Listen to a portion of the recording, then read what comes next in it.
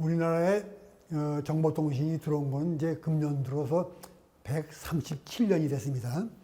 1886년에 그 덕수궁에 이제 국내부지 거기에 자석식 교환기가 설치되기 시작해가지고 이제 전화 역사가 시작되는 거예요. 제일 그 간단한 게 자석식 교환기예요.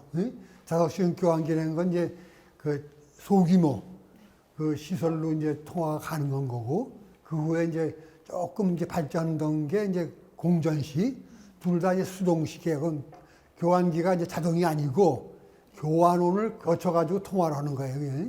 그래서 이제 그걸 하다가 이 전자교환기를 도입해가지고 이제 수요를 충족하고 해가지고 이제 1980년도 중반에 이제 전화 적체가 됐어요. 그 전까지는 전화가 없어가지고 참 힘든 세상을 살아왔어요. TDX1이 개발돼가지고 이제 국산화됨으로써 이제 전화 적체를 해소한 거죠. 그 전까지는 전화 달기가 힘들었어요. 한때 전화기 값이 아파트 한 채 값하고 똑같았다고 그게. 네, 엄청 비쌌거든요. 네. 그러면 70년대부터 살펴보려고 하는데요.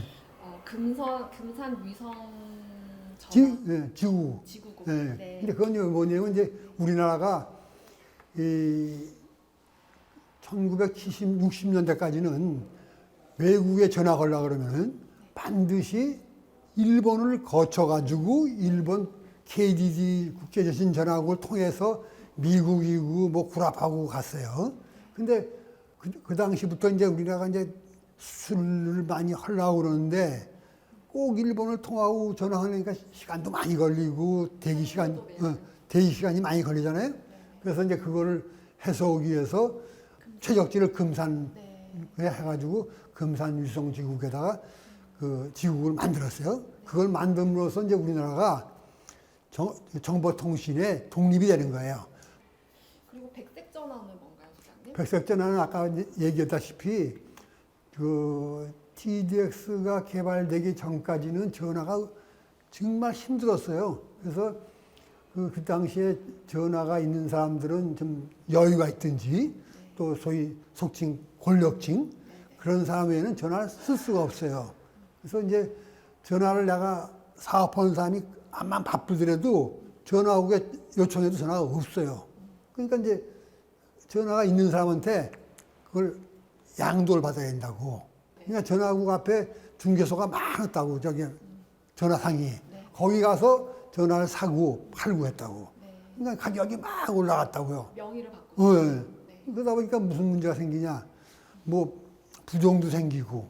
뭐 그러니까 안 되겠다 해서 이제 전화는 매매를 그 전까지는 매매하고 그 이후 1970년도 이후 날짜 잘 모르겠는데 그날 이후부터는 저기 매매가 안 되는 전화를 이제 최신부서 공급을 해요.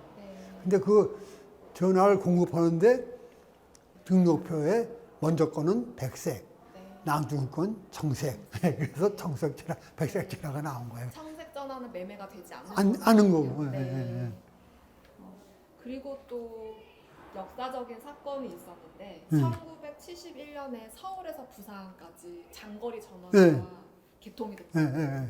그거는 뭐냐면 이제 1971년까지는 전화를 걸려면 꼭 그 교환원을 거쳐서 전화를 걸어야 돼요. 그래서 신설동에 있는 그 시외전화국이 그 당시에도 큰 건물이 한 10여 층 되는데 그 안에 교환원이 한 1000명 이상 있어요. 바글바글해요.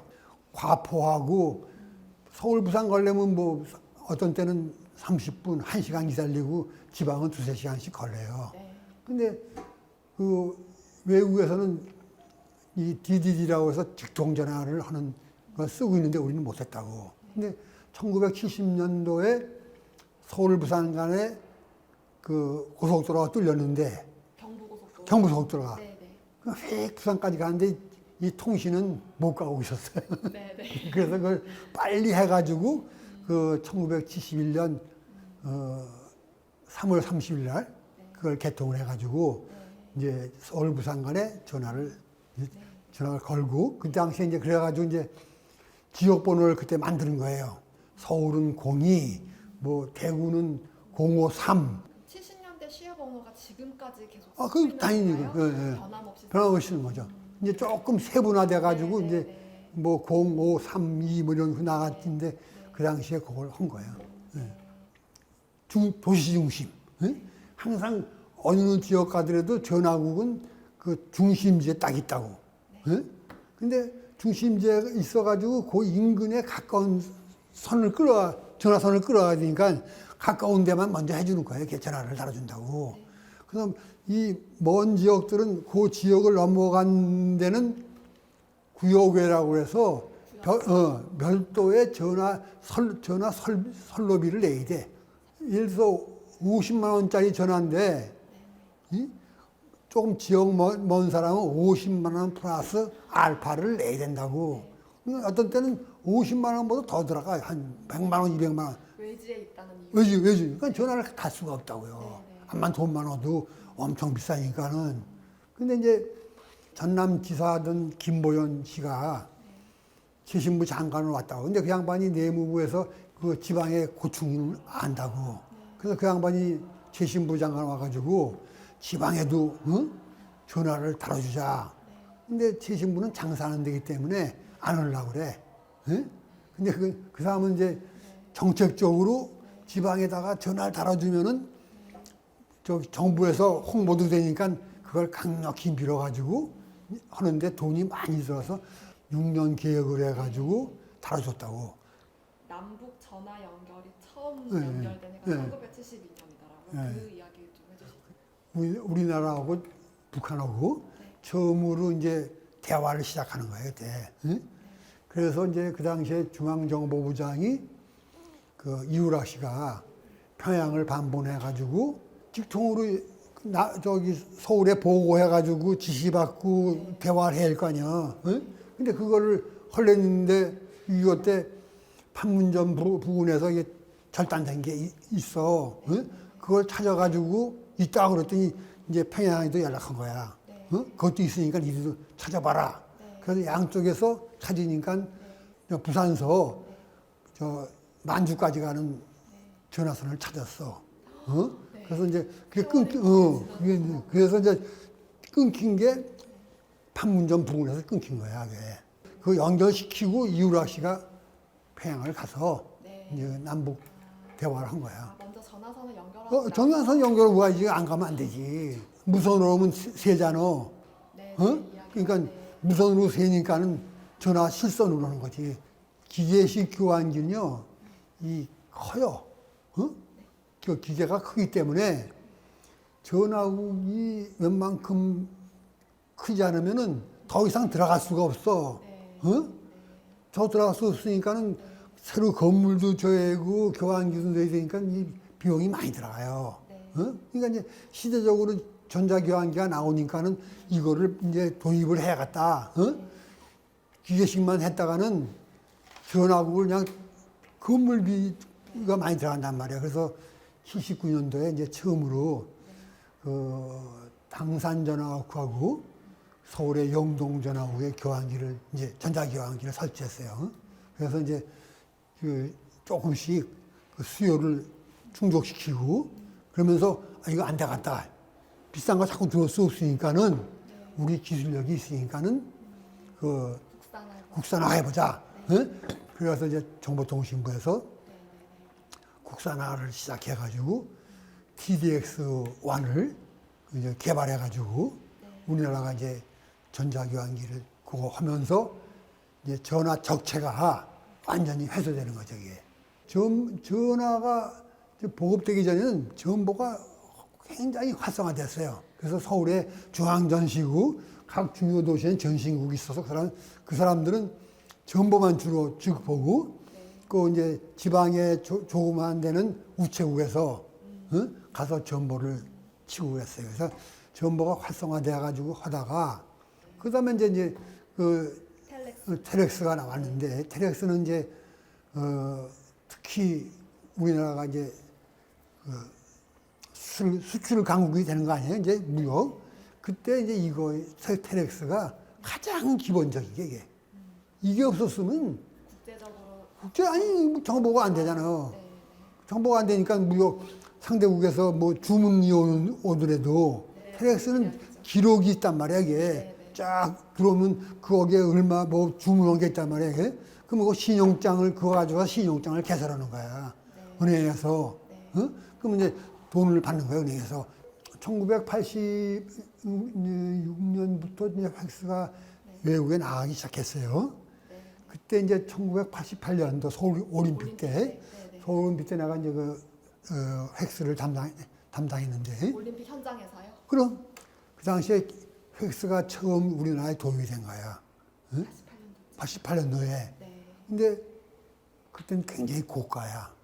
처음으로 외국에서 선수단이 다 왔는데 선수단에다가 획스를 빌려주는 거야. 응? 올림픽 조직위원회에서 각 나라에다가 우리가 획스를 줄 수가 있다. 응? 그래서 획스를 빌려 써라. 그래서 우리가 뭐 한 달 동안 다 빌려주지. 경기장 뭐해서. 근데 그러면서 획스가 공급이 되기 시작한 거야, 이게. 올림픽을 계기로 또 한 번 더 기술의 도약이 그건 생겼던 되지. 사건이네요. 서울올림픽이 대단한 거야. 우리나라에는 서울올림픽이 그 우리나라 국가 발전에 큰 공헌을 한 겁니다, 이게. 정보통신 박물관 건립에 엄청 열정이 가득하신데 혹시 뭐 별다른 계기가 있으셨습니까? 참, 옛날 전화도 했지만 요즘에 모두 스마트폰을 쓰고 모든 게 편해, 이게 스마트폰이. 모든 생활을 하는데 안 되는 게 없어요. 응? 근데 이거 없으면 안 되고. 응? 근데 이게 자랑스러운 역사란 말이에요, 이게. 근데 우리나라에 뭐 전기, 철도, 항공, 하다못해 뭐 김치 박물관까지 없는 박물관이 없어. 응? 770개 박물관이 있는데 정보통신박물관이 없는 걸 내가 어떻게 알았냐. 우연히 대한민국 역사박물관을 우리 손녀 딸하고 갔어요. 뭐 별나무 박물관 저기 자료가 많이 있는데 전화에 대한 자료는 아무것도 없는 거야. 단순히 전화기 하나만 딱 있는 거예요. 야, 이거 안 되겠다. 박물관을 만들어야지. 그래서 이제 2025년이